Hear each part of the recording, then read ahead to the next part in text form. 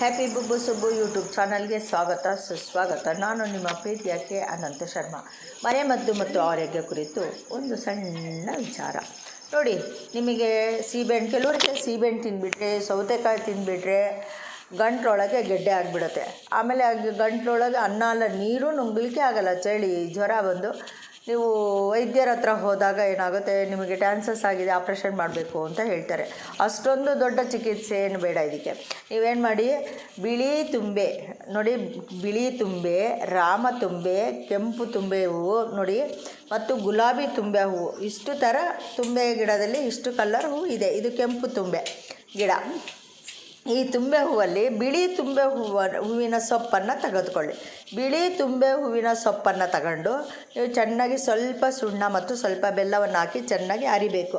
ಅರ್ಧಾಗ ನೀವು ಅದನ್ನೇನು ಮಾಡಬೇಕು, ಸ್ವಲ್ಪ ಕೊಬ್ಬರಿಣ್ಣೆ ಹಾಕಿ ಒಲೆ ಮೇಲಿಟ್ಟು ಬಿಸಿ ಮಾಡಿ ಬೆಚ್ಚಗೆ ಮಾಡಬೇಕು. ಮಾಡಿದ ಮೇಲೆ ಅದನ್ನು ನೀವು ಕುತ್ತಿಗೆಗೆಲ್ಲ ಹಚ್ಕೊಳ್ಬೇಕು. ಹಚ್ಕೊಂಡು ಆರಾಮಾಗಿ ಸುಮ್ಮನೆ ಮಲ್ಕೊಬಿಡಿ. 1-2 ಗಂಟೆ ಮಲ್ಕೊಬಿಡಿ, ಆರಾಮಾಗಿ ರೆಸ್ಟ್ ತೊಗೊಳ್ಳಿ.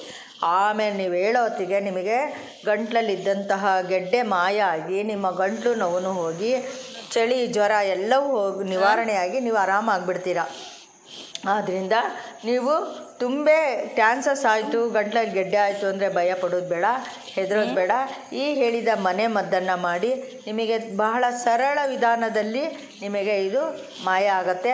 ಪ್ರಾದೇಶಿಕವಾಗಿ ತುಂಬೆ ಸೊಪ್ಪುಗಳು ಕೆಲವು ಕಡೆ ದಪ್ಪ ಇರುತ್ತೆ, ಕೆಲವು ಕಡೆ ತುಂಬ ದೊಡ್ಡದಾಗಿರುತ್ತೆ, ಕೆಲವು ಕಡೆಗೆ ಎಲೆ ಚಿಕ್ಕದಾಗಿರುತ್ತೆ, ಈ ಥರ ಇರುತ್ತೆ. ಮತ್ತು ತುಂಬೆ ಹೂವನ್ನು ಅಷ್ಟೇ, ಬಿಳಿ ತುಂಬೆ ಹೂವನ್ನೆಲ್ಲ ಕಿತ್ಬಿಟ್ಟು ನೀವು ತುಂಬೆ ಹೂವನ್ನು 1 ಲೋಟ ನೀರಿಗೆ ಒಲೆ ಮೇಲೆ ತುಂಬ ನೀರು ಹಾಕಿ ಅದಕ್ಕೆ ತುಂಬೆ ಹೂವು ಬಿಳಿ ಹೂವನ್ನೆಲ್ಲ ಕಿತ್ಬಿಟ್ಟು ನೀವು ಹಾಕ್ಬಿಟ್ಟು ಚೆನ್ನಾಗಿ ಕುದಿಸ್ಬಿಟ್ಟು ಅದಕ್ಕೆ ಒಂಚೂರು ಬೆಲ್ಲ ಹಾಕಿಬಿಟ್ಟು ಸ್ವಲ್ಪ ಹಾಲು ಹಾಕಿ ಕುಡಿದ್ರೆ ನಿಮಗೆ ಯಾವುದೇ ರೀತಿಯ ಜ್ವರ, ಕೆಮ್ಮು, ಶೀತ ಇದ್ದರೂ ಸಹ ಇದರಲ್ಲಿ ನಿವಾರಣೆ ಆಗ್ತದೆ.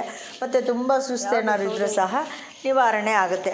ಇದರೊಳಗೆ ಕೆಂಪು ತುಂಬೆ ಹೂವನ್ನು ನೋಡಿದ್ರಿ.